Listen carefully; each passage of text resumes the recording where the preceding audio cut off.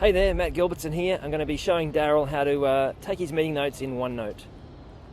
I'm looking forward to this. Matt, thanks for joining me on, what am I going to call this thing? The Modern Work Mentor Challenge, I think. Yeah. Okay. Yeah. Cool. Now, I know that you're working in sort of training space and helping people with productivity, so I thought that this would be kind of an interesting and fun game to try and play around with some of the people in the community that I know are good at showing people how to do stuff with Microsoft 365. So the fun thing about this is I'm going to be in a role where I don't know what I'm doing with this thing you're going to show me, and you're going to tell me how to do it. But you're not going to be able to touch the screen or control things. So how does that sound? Sounds like a challenge. Yeah, that's the idea. All right, so what are we looking at today? Well, a lot of people use OneNote. Not enough do, though. So first thing we'll find is OneNote, and which is a tool that I call our paper replacement tool, although it can just be a place for things that you don't know where they belong yet. Yeah. And we can take meeting notes in lots of places. I see plenty of people taking meeting notes in Word, for example. Still, do you find that? Yeah, I think it's still a sensible place to do it, especially with the co-author inside of it. Yeah, okay, cool, excellent. I'm going to say that I'd rather you take them in OneNote, of course.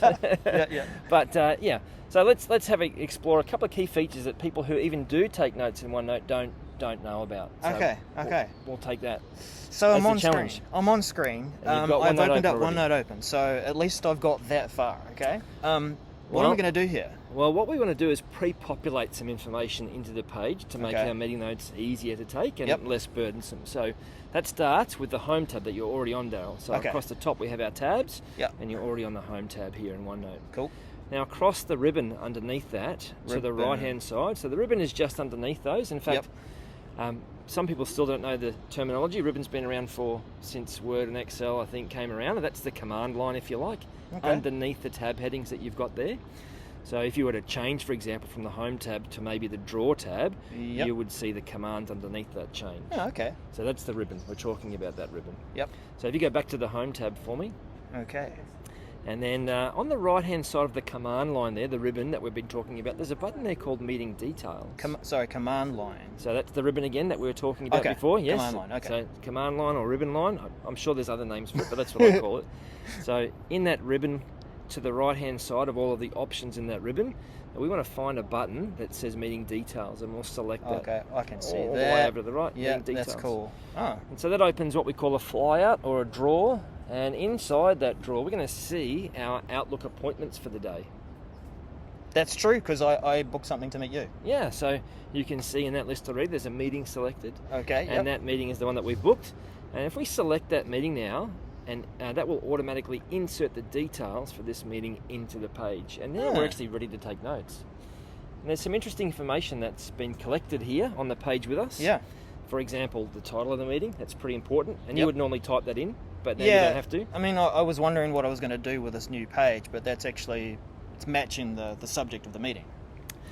We have a link back to the Outlook item there, which if we selected that hyperlink blue text, so that indicates a hyperlink, will open up the appointment for us in Outlook. Oh, okay. So if we wanted to, it takes you to your calendar and the appointment. Yep. Oh, you know what?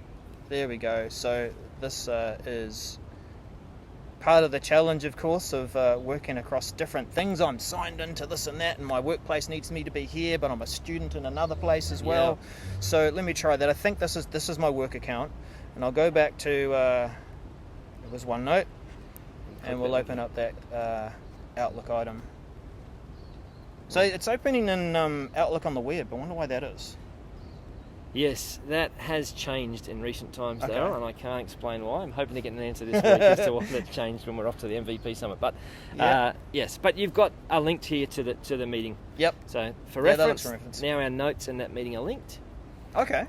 And if you go back to OneNote for me, so select back into OneNote for me, you can also see now there's an arrow to the right there next to the words invitation message.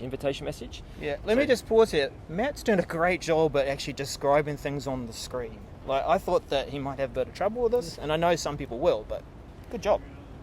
We actually, so you didn't know this before I came here, but I've just done some training, and we had to really focus on accessibility as part of the training because we had some people with low vision in the session. So I'm sort of in this mindset of describing what I'm talking about and where I'm asking people to click, because we all say click here, do this, do that, right? And assume that people and know here where and to go. here and here, and you're like, well, where is here? Yeah. So I might have had a bit of practice before Nice this. one, So a warm-up. Very good. So you've actually now got another view of the information that we just saw in Outlook as well. Yes. Including the links to the online meeting if we were going to have it no, I online, see but that. in person it's much better, isn't it, here? Yep. Even though the weather's not helping us here in Auckland today, Darrell, we didn't organise that properly. But here we have the meeting details, and underneath that is another arrow to the right, which will give us our participants list. Yeah, okay, so that's down below Down here. below that, and select that, and you'll see, and we can actually, there's 2 checkboxes there. Mm-hmm. And there's also now email addresses hyperlinked to both of us in those blue names. But if you check those boxes, we can say that we both attended this meeting. Well, you're here. Yeah. I'm here. So and I organised it, so I better be here. Okay, good. And then we have a notes section underneath, which is just ready for you to start taking notes into. Woo. Okay, now I like that I can just sort of scroll further down, because there are some apps that, you can't scroll further past, you just have to keep working with a little space that you've and got. you're always stuck at the bottom of the screen, know, right? That's really annoying. Okay. Well, OneNote is that unlimited canvas that you Yes. can work with, but now we're ready to take notes. Okay. Now, if we were in a Teams meeting and maybe we had some loop components Yep. in that meeting, we could Yep. insert these into this page. Okay. We could keep taking our notes. Yeah. And I will call out something here, Darrell, and you can cut this if you like or not, it's up to you. But, we see a lot of people at the moment think that AI is going to take away their need to take notes in meetings. Mm. But I highly, highly, highly disagree with that. Mm-hmm. Mm-hmm. So when I'm taking notes in a meeting, part of it's to keep a record of what we discussed, but really what I'm doing is trying to encode memory and to help my mind connect ideas that I might already have. Exactly. So it's really important, even if there is meeting notes being taken by AI, that I still take my own notes. Okay. So think about then, and we could have the group taken notes and a loop component or the AI generated information in this page along with my personal notes. Okay, got it. So if I was going to take some notes about what we've been talking about, Matt says we should take notes while we are meeting. And I guess you say not depend on AI notes entirely? Well, they're definitely helpful, and I don't want you to write down everything you hear. Just write down the stuff that matters to you or that's interesting to you. Yeah. So that's actually one of my problems, is that because I know how to touch type, I kind of get into this mode where like, okay, look at me, I'm a note taker, I'm taking everything, but I'm not really processing it. That's right, you can't when you're typing those notes. Yeah. So if you just focus on the stuff that matters to you and stuff you go, I want to remember that, and then write or type that down. That's really cool. Okay. And while we're here, let's talk about another way to capture that information. And there will be a recording button back in our command line or ribbon. There will be actually under the Insert tab, the ability to insert audio. And I actually don't really know this well on the modern or the simplified ribbon, so it might not be there. It might be back on the Home tab. Should have done this beforehand. Is there a just 3-dot menu over to the right again? 3 dots. Yes, transcribe and record. Okay. So let's turn on transcribe. Yep. Well, this is a bit awkward. Not working for you? Well, no, look, it's like, so I'm hovering over the arrow that gives me that. Oh, and then it wants to disappear. Oh, got there. Okay, so it's a bit like a Formula One race, and you got to chicane your way back in. I do find those quite annoying too. They always catch me out. Record audio. Here we go. So now we're recording the audio. So this is great for in-person meetings that aren't on Teams. Okay. So now we're recording audio, and OneNote is going to be smart enough to distinguish our voices. So my thick Aussie accent and your slightly Kiwi accent will be... So you don't think that maybe, and this is a dig at the Americans, but that maybe it'll still think that we're one and the same person? No, it won't. It's pretty cool. Okay. And so we've got an ability to capture even in-person transcription. And if we were to stop that transcription, we'd be able to upload... Bottom right-hand corner. No. Where's the transcription window gone? So it looks like it's at the top here. No, we have a recording tab now up the top here, which is great. So because we're recording, we get a new menu and command line ribbon available. Okay. So we can stop the recording whenever we want to. And I see that there's. It looks like it's a file that's on the page. Yeah. So there's actually an audio file now on the OneNote page. There's basically anything you can put in a OneNote page is likely Darrell knows, not this Darrell. Not my Darrell that I don't know. Not my challenge Darrell. Challenge Darrell doesn't know this, but we could put anything. We could even put hyperlinks to other files and so forth in this page. But as an immediate productivity boost for everyone that goes to meetings, that ability to put meeting details into a page, to record audio, to take notes, to bring other artifacts into it, it's pretty cool. Let's finish off with one more thing though. just one more thing. One more thing. Is this an Apple thing? One more thing. Let's just write down a note of something that you wanted to remember out of the day. Okay. Let's say remember to follow up with invite to lunch. Excellent. And let's go back to that home tab up the top and bring the ribbon up. And we have the ability now to tag that information or even assign it to an Outlook task. Across the right-hand side, you'll see a tags button, and you're just near it there. Just come back from the meeting details button. You can see the Outlook tasks red flag. That's it, yeah. So flagging emails, people are familiar with that term normally. Okay. Is that tagging? Email. That is tagging.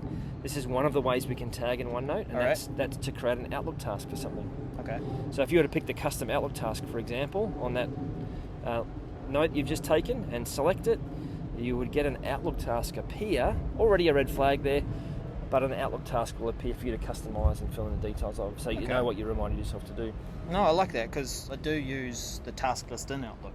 Cool. Yeah. Cool. And so that task list now is linked to this OneNote page, so that task will bring you back to this page, and if you're using Microsoft To Do as your task management app, well then those tasks will be in To Do as well. Fantastic. So that's an integrated meeting workflow for you. Gee. Automatic meeting details, automatic task assigning. Okay. And we haven't used AI at all. No, we haven't. That's fine. That's good. I mean, I do know that I've got to remember what I've seen and heard, and maybe take my own kind of record of what's going on. This is cool. What do you think works well here versus not well in terms of this experience? Well, some of the way those flyouts work with the hovering over, and do they stay there or do they disappear? That's a user interface challenge in lots of different apps that I see. Yep. One of the things that doesn't work really well here in transcription is you've got to be using at the moment still American English to make the transcription work. Even though the voice attribution is really incredible, they haven't expanded that out yet across multiple different English languages. Right. That's a frustration. Bit of a trick as well that we have to coach you through.